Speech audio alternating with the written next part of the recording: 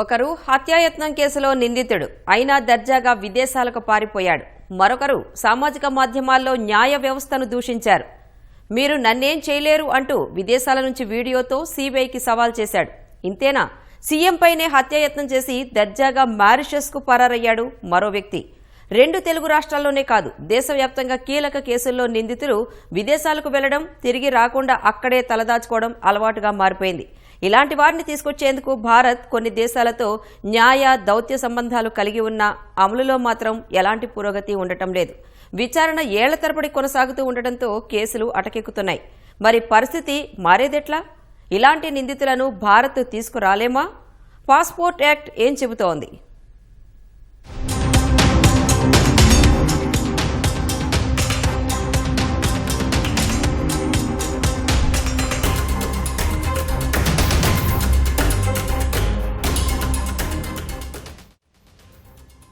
మన దేశంలో చాలా మందికి చట్టం చుట్టంలా పనిచేస్తుంది అంటారు. కొన్ని కేసులు చూస్తే అది నిజమే అనిపిస్తుంది. ముఖ్యంగా నేరాలు చేయటం, విదేశాలకు చెక్కేయటం, అక్కడ దర్జాగా గడపడం, ఇది భారత్ నుంచి వెళుతున్న కొందరు నిందితుల పని. విదేశాల్లో ఉండి నన్నేం చేయలేరని సీబీఐ లాంటి దర్యాప్తు సంస్థలకే సవాలు విసురుతున్నారంటే నిందితులు చట్టాలను వారికి అనుకూలంగా ఎలా మలుచుకున్నారో అర్థమవుతుంది.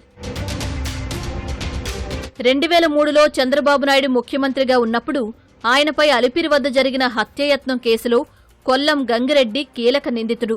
ఆ ఘటన జరిగిన తర్వాత గంగిరెడ్డి విదేశాలకు పారిపోయాడు.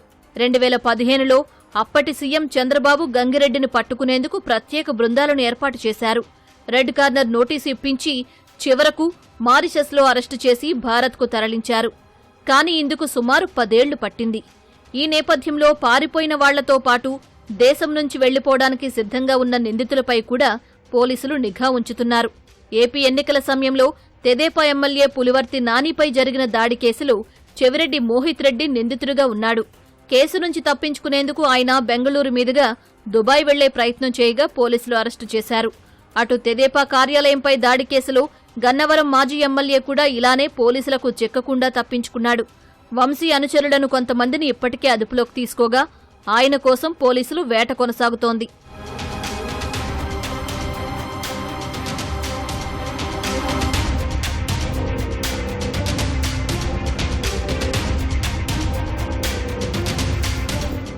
సామాజిక మాధ్యమాల్లో న్యాయ వ్యవస్థను దూషించిన కేసులో నిందితుడు పంచు ప్రభాకర్ అమెరికాలో ఉన్నాడు. అతణ్ణి అరెస్టు చేయాలని పలుసార్లు సీబీఐని కోర్టు ఆదేశించింది.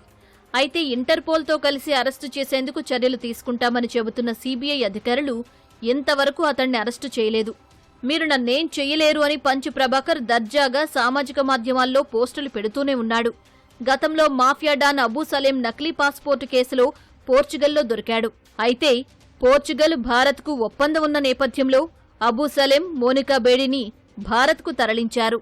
కొన్ని ఆర్థిక నేరాల్లో మనకి ఈ ఫ్యూగేటివ్ అఫెండర్స్ యాక్ట్ 2018 ఏదైతే చెప్తుందో అందులో మనకి ఇప్పటికీ కూడా మనము చూస్తే నీరవ్ మోదీ కానీ లేదంటే విజయ్ మాల్యాని కానీ మనం ఇప్పటికీ కూడా ఇండియాకి తీసుకురాలేకపోయాము because of several technical difficulties in our Indian legal system. So ఇవన్నిటిని బేస్ చేసుకుంటే కొత్తగా వచ్చిన భారతీయ నాగరిక సురక్షా సంహితలో ఉన్న సెక్షన్ 356 అన్నది ఒక కొత్త మార్పుగా మనం చెప్పుకోవచ్చు. దీని ప్రకారము ట్రయల్ యాబ్ ఇనిషియో అబ్సెన్షియా మీన్స్ అక్యూజ్డ్ ఆబ్సెన్స్లో ఉన్నా కూడా అతని ప్రెజెన్స్గానే పరిగణించి మనము ట్రయల్ ప్రొసీజర్ని కండక్ట్ చేయడం జరుగుతుంది. తెలంగాణలో ఇటీవల కలకలం సృష్టించిన ఫోన్ ట్యాపింగ్ కేసులో కీలక నిందితుడిగా ఉన్న ఎస్ఐబి మాజీ చీఫ్ ప్రభాకర్ రావు, A6గా ఉన్న మీడియా సంస్థ అధినేత శ్రవణ్ రావులు విదేశాల్లో ఉన్నారు. ప్రభాకర్ రావు అనారోగ్యం కారణంగా చికిత్స కోసం వెళ్లానని పోలీసులకు తెలపగా శ్రవణ్ రావు తన సోదరి కోసం అమెరికాలో ఉండాల్సొచ్చిందని, త్వరలో వస్తానని పోలీసులకు తెలిపాడు. ఈ కేసులో 4 నిందితులు ప్రణీత్ రావు, భుజంగరావు, తిరుపతన్న, రాధాకిషన్ రావులను అరెస్టు చేయగా ప్రభాకర్ రావు ఆదేశాలతోనే ట్యాపింగ్ చేశామని వారు తెలిపారు. అయితే ప్రభాకర్ రావు, శ్రవణ్ రావులు వస్తే తప్ప కేసులో పురోగతి కనిపించేలా లేదు. గత ఏడాది పంజాగుట్ట పోలీస్ స్టేషన్ పరిధిలో ప్రజాభవన్ వద్ద రోడ్డు ప్రమాదానికి కారణమైన మాజీ ఎమ్మెల్యే షకీల్ కుమారుడు రాహిల్ దుబాయ్కి పారిపోయాడు. ఆ తర్వాత తిరిగి రావడంతో ఎయిర్పోర్ట్లోనే అరెస్టు చేశారు. రాష్ట్రంలో ప్రకంపనలు రేపుతున్న గొర్రెల కొనుగోళ్ల కుంభకోణం కేసును అనిసా దర్యాప్తు చేస్తోంది. అయితే కేసులో ప్రధాన నిందితులైన సయ్యద్ మొహిదుద్దీన్, అతని కుమారుడు సయ్యద్ ఇక్రముద్దీన్లపై గచ్చిబౌలిలో కేసు నమోదైందని తెలియగానే సౌదీ అరేబియా పారిపోయారు. కేసు నమోదై 6 నెలలు గడిచినా ఇప్పటి వరకు వీరి జాడలేదు. ఏడాది కాలంగా ఇలాంటి ఘటనలు పెరిగాయని పోలీసు ఉన్నతాధికారులు చెబుతున్నారు. భారత్లో నేరం చేసి విదేశాల్లో తలదాచుకుంటున్న నిందితులను తిరిగి తీసుకురావడానికి 1962లో కేంద్ర ప్రభుత్వం ఎక్స్ట్రాడిషన్ యాక్టును అమల్లోకి తెచ్చింది. ప్రస్తుతం భారత్ 48 దేశాలతో నేరస్తుల అప్పగింతపై అంగీకారం చేసుకోగా 12 దేశాలతో ఒప్పందం చేసుకుంది. నేరం చేసిన నిందితులు విదేశాలకు పారిపోతే వారిని తిరిగి తీసుకురావడానికి ఈ ఒప్పందం ఉపయోగిస్తున్నారు. నిందితుల అప్పగింతపై సభ్యదేశాలకు ఇంటర్పోల్ సహకరిస్తుంది. ఇంటర్పోల్లో 192 సభ్యదేశాలుగా ఉన్నాయి. భారత్లో ఇంటర్పోల్కు సీబీఐ నోడల్ ఏజెన్సీగా వ్యవహరిస్తోంది. విదేశాల్లో ఉన్న నిందితులపై అరెస్టు వారెంట్లు ఉన్నప్పుడు Interpol red corner, blue corner నోటీసులను ఇస్తుంది. ఇవి జారీ అయ్యాక నిందితుడు ఏ ఎయిర్పోర్టుకు వచ్చినా అతనిపై ఉన్న కేసుల గురించి తెలిసిపోతుంది.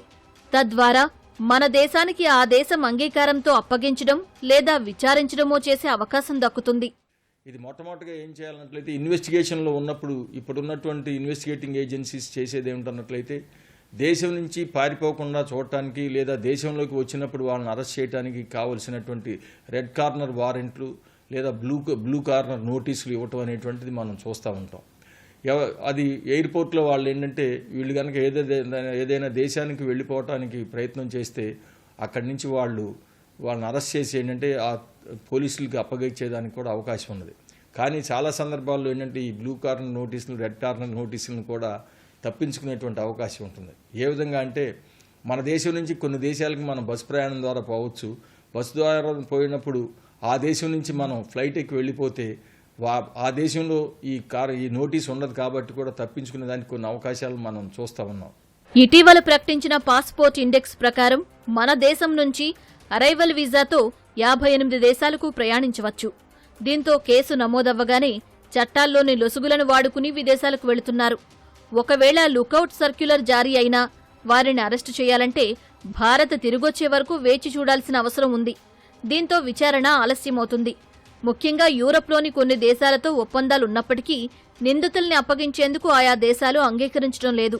ఇందుకు ఉదాహరణకు నీరవ్ మోదీ, విజయ్ మాల్యా కేసులేనని నిపుణులు చెబుతున్నారు. ఒక్కోసారి నిందితులు భారత పౌరసత్వం కూడా వదులుకోవడానికి సిద్ధమవుతున్నారని అంటున్నారు. ఇప్పుడు ఇమీడియట్గా కావాలనుకుంటే మన దగ్గర సాధారణంగా వీసా కూడా 10 సంవత్సరాలకి 15 సంవత్సరాలకు కూడా అనేక దేశాలు ఇస్తున్నాయి. కొన్ని దేశాల్లో వీసా ఆన్ అరైవల్ కూడా ఇస్తారు. అంటే మీకు ఇక్కడ వీసా ఉండాల్సిన అవసరం లేదు. మీ దగ్గర పాస్పోర్ట్ ఉంటే ఆ పాస్పోర్ట్ను తీసుకెళ్ళి ఆ దేశంలో దిగిన తర్వాత మనం అక్కడ టెంపరీగా ఫీజు కడితే వాళ్ళు వీసా ఇస్తారు. వీసా ఆన్ అరైవల్ అంట. కాబట్టి ఇతర దేశాలకు వెళ్ళడం చాలా సులభం అయిపోయింది మీరు అన్నట్టు. దాన్ని ఖచ్చితంగా ఈ నేరస్తులు ఎవరైతే ఉన్నారో దాని అడ్వాంటేజ్ తీసుకునే ప్రయత్నాలు కూడా ఉన్నాయి. కానీ వెంటనే మన దగ్గర తగినంత చట్టాలు కూడా ఉన్నాయి. అందువలననే భారతదేశం వీలైనన్ని దేశాలతో ఎక్స్ట్రాడిషన్ ట్రీటీ అన్నది చేసుకోవాల్సిన అవసరం ఉంది. ఈ విధంగా నేరస్తులు దేశాల నుంచి తప్పించుకుని ఇతర దేశాలకు వాళ్ళు ఆ విధంగా వెళ్ళిపోతే ఏమవుతుందంటే మన ఇన్వెస్టిగేషన్కి కొద్దిగా డిలే అవుతుంది, దెర్ ఈజ్ నో డౌట్. కానీ ఇన్వెస్టిగేటింగ్ ఏజెన్సీస్ కూడా వెంటనే రియాక్ట్ అయ్యి ఆ వ్యక్తి యొక్క డీటెయిల్స్, ఇందులో డాక్యుమెంటేషన్ చాలా ఇంపార్టెంట్. అంటే మనం ఇక్కడైతే ఏం చేస్తాం, ఇక్కడ ఉండే ఇన్ఫర్మేషన్ వచ్చిందని నేరస్తుని వెళ్ళి పట్టుకొని వస్తాం. కానీ విదేశాల్లో ఉన్న వ్యక్తిని తీసుకురావాలంటే అనేక ప్రొసీజర్స్ మనం ఫాలో అవ్వాలి. ఎందుకంటే మనం ఆ దేశానికి వెళ్ళాలన్నా మనకు వీసాలు ఉండాలి. అక్కడ దిగిన తర్వాత లోకల్ పోలీస్తో మనం కోఆర్డినేట్ చేయాలన్నా కూడా మన ఎంబసీ యొక్క పర్మిషన్ కావాలి. సో ఇవన్నీ కూడా తీసుకొని వెళ్ళడానికి సమయం పడుతుంది. కాబట్టి ఈ విధంగా చట్టాల్లో కూడా అనేక మార్పులు తీసుకొస్తున్నారు ఈ మధ్యలో. భారత పాస్పోర్టు కలిగిన ఎవరైనా నిందితుడు విదేశాలకు వెళ్లి తిరిగి రాకపోతే దాన్ని రద్దు చేయించే అవకాశం ఉంది. ఇలా చేస్తే సదరు నిందితుడు అక్రమంగా విదేశాల్లో ఉంటున్నట్లే. పాస్పోర్టు రద్దయిన విషయాన్ని మన దర్యాప్తు సంస్థలు ఆ దేశానికి చెబుతాయి. దాంతో తమ దేశంలో ఉంటున్న నిందితుణ్ణి బలవంతంగా వెనక్కి పంపే అవకాశం కూడా ఉంటుంది. ఎర్రచందనం స్మగ్లర్ ఎర్రగంగిరెడ్డిని ఇలానే స్వదేశానికి రప్పించారు. కానీ తెలంగాణ ఫోన్ ట్యాపింగ్ కేసులో నిందితుడు ప్రభాకర్రావు విషయంలో ఇది సాధ్యపడడం లేదు. తాను చికిత్స కోసం అమెరికాలో ఉన్నానని, పారిపోలేదని దర్యాప్తు అధికారులకు ఎప్పటికప్పుడు సమాచారం ఇస్తున్నారు. ఇటువంటి పరిస్థితుల్లో ఇక్కడ నేరాభియోగాలు ఎదుర్కొంటున్నటువంటి వ్యక్తులు వేరే దేశాలకు వెళ్ళిపోకుండా నిలువరించాల్సినటువంటి బాధ్యత ఇక్కడ నేర పరిశోధనా సంస్థలు, పోలీసు, ఇతర వ్యవస్థలపైన ఉంటుంది. ఈ బాధ్యత ఉన్నటువంటి అధికారులు ఎవరైతే ఉన్నారో వాళ్ళు ఆ బాధ్యతను నెరవేర్చాల్సినటువంటి అవసరం. ఎప్పుడైతే నేరం అభియోగం ఎదుర్కొంటున్నటువంటి వ్యక్తి కోర్టు ఎదురుగా వచ్చి తాను వెళ్ళటానికి కావాల్సినటువంటి అనుమతులు పొంది దానికి కోర్టు తగినటువంటి కండిషన్స్ పెడుతుందో ఆ సమయంలో వాళ్ళు వెళ్ళడానికి ఎప్పుడు కూడా అర్హులే. కాబట్టి కేవలం ఎలా అయినా సరే స్వేచ్ఛగా వెళ్ళిపోతాము, ఇక్కడ నేరాభియోగాలు కూడా ఎదుర్కొంటున్నప్పుడు కూడా వెళ్ళిపోతాము అనేటటువంటి ఒక ఆర్గ్యుమెంట్ ఏదైతే ఉందో దాన్ని ఎక్కువగా మనం బలపరచకూడనటువంటి అంశం. నేరం ఏదైనా సరే దేశం దాటి పారిపోయిన నేరగాడిని పట్టుకునేందుకు మన వ్యవస్థలో మార్పులు రావాల్సిన అవసరం ఉంది. ఇంటర్పోల్ సహకారం తీసుకునేటప్పుడు వారికి పూర్తిస్థాయి ఆధారాలు సమర్పించాలి. కానీ కోర్టులు, విచారణల్లో జాప్యం కారణంగా ఏళ్లకు ఏళ్లు అవి మూలకు పడుతున్నాయి. దీంతో కేసులు కాదు కదా, కనీసం విచారణ కూడా ముందుకు సాగని పరిస్థితి.